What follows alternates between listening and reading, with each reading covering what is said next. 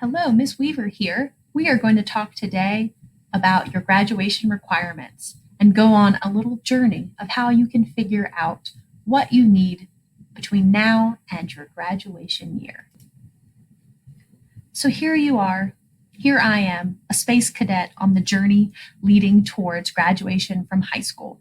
I've landed at Harrisonburg and I'm ready to learn what it is I need to do to be able to graduate on time in 4 years, 3 years, 2 years, depending on who you are and what grade you are in. You might be wondering, how do I get here?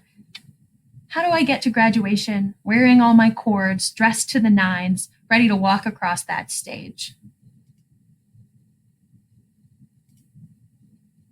The answer lies in keeping up and tracking what graduation requirements you have remaining.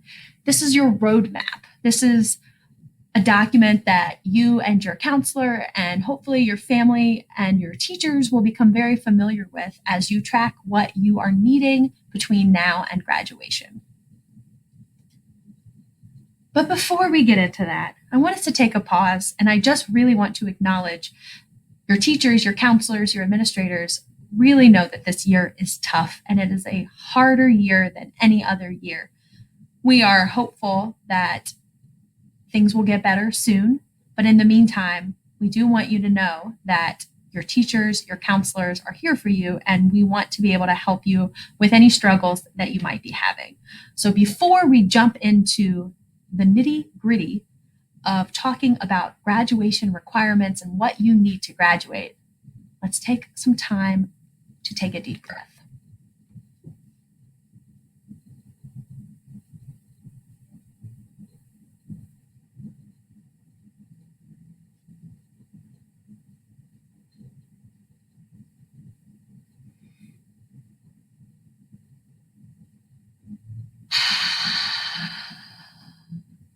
Oof, I feel better already.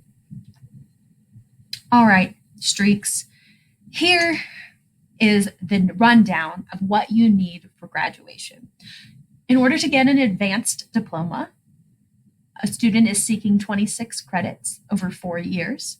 In order to get a standard diploma, you're seeking 22 credits over 4 years. For both a standard and an advanced diploma, you need 5 verified credits for both. What is a verified credit? A verified credit